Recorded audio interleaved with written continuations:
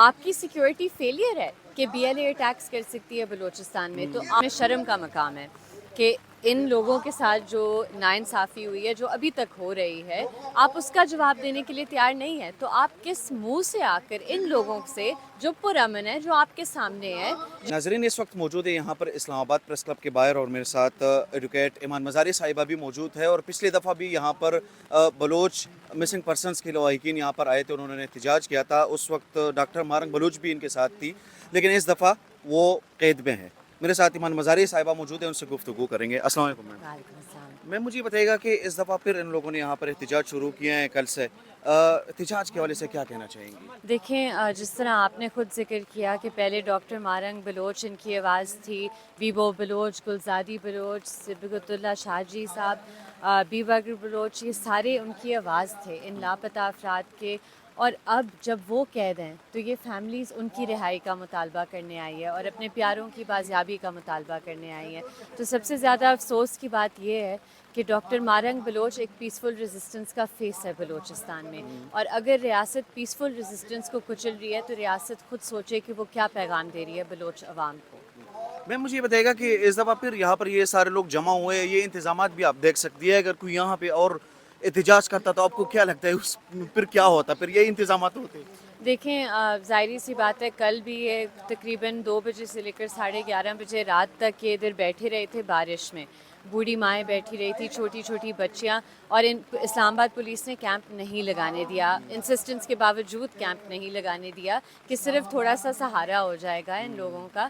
لیکن آج بھی وہ ہمیں کیمپ صحیح طرح سے نہیں لگانے دے رہے. تو آپ دیکھ رہے ہیں کہ کس طرح لوگوں نے پیچھے ڈنڈوں سے کیمپ کو اٹھایا رکھا ہے، کیونکہ انہیں لگتا ہے کہ یہ تھک جائیں گے. جس طرح اس چھوٹی بچی جو ابھی بات کری تھی، اس نے کہا کہ آپ کو لگتا ہے کہ ہم تھک جائیں گے، ہم نہیں تھکیں گے، کیونکہ آپ نے کیا ظلم نہیں کیا ان لوگوں کے ساتھ. میم آپ کو کیا لگتا ہے یہ جو مائیں بہنیں یہاں پہ موجود ہیں اور یہاں پہ احتجاج کر رہی ہیں، ان لوگوں کا قصور کیا ہے؟ مطلب آپ نے یہ ساری چیزیں بہت زیادہ کور کی ہیں، کیا قصور ہے ان لوگوں کا؟ ان کا قصور یہی ہے کہ یہ بلوچ ہیں، ان کا قصور یہی ہے کہ یہ انسان ہے جو ایک دوسرے کا درد رکھتے ہیں. ڈاکٹر مارنگ بلوچ کا جرم تو صرف یہ ہے نا کہ وہ بلوچستان کی آواز بنی، تو اس کا جو آپ کہہ دیں سزا ہے وہ انہیں اس طریقے سے دی جا رہی ہے. پہلے ان کے والد کے ساتھ جو کیا گیا، اور پھر بھی انہوں نے پیسفل ریزسٹنس کا پاتھ چوز کیا. کوئی بھی اور ہوتا شاید وہ اتنی ان میں برداشت، اتنی ان میں ہمت نہ ہوتی، انہوں نے پھر بھی کیا. تو آپ اگر ان لوگوں سے بات نہیں کریں گے جو آپ سے بات کرنے کے لیے تیار ہیں، جو آپ کو ہی اپنے مطالبات بتا رہے ہیں، تو پھر آپ کس سے بات کریں گے؟ میم مجھے یہ بتائیے گا کہ آپ یہ سارے کیسز کو بھی دیکھ رہی ہے، ریاست یا ریاست کے مفاد میں جتنی بھی اکاؤنٹس ہوتے ہیں سوشل میڈیا پہ، یہ ساری چیزیں ہم دیکھتے ہیں، ان کی طرف سے ایک جو نریٹو بنانے کی کوشش کی جا رہی ہے. وہ کہتے ہیں کہ بی ایل اے کے ساتھ یہ لوگ ایفیلیٹڈ ہے، مختلف قسم کے الزامات لگاتے ہیں.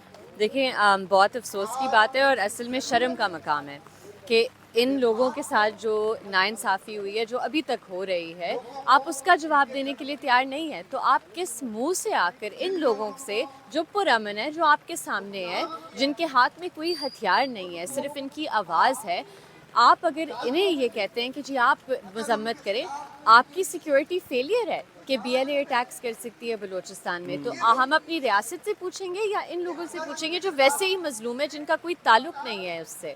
سیکیورٹی کا ان کا تو اس کے ساتھ کوئی تعلق نہیں ہے. کوئی تعلق نہیں ہے، لیکن کانڈمنیشن ایسے مانگی جاتی ہے اور اس طرح پروپیگنڈا کیا جاتا ہے. جس طرح D G I S P R نے بھی ڈاکٹر مارنگ بلوچ کے بارے میں ڈیفیمیٹری پریس کانفرنس، ڈیفیمیٹری ٹاکس دیے تھے.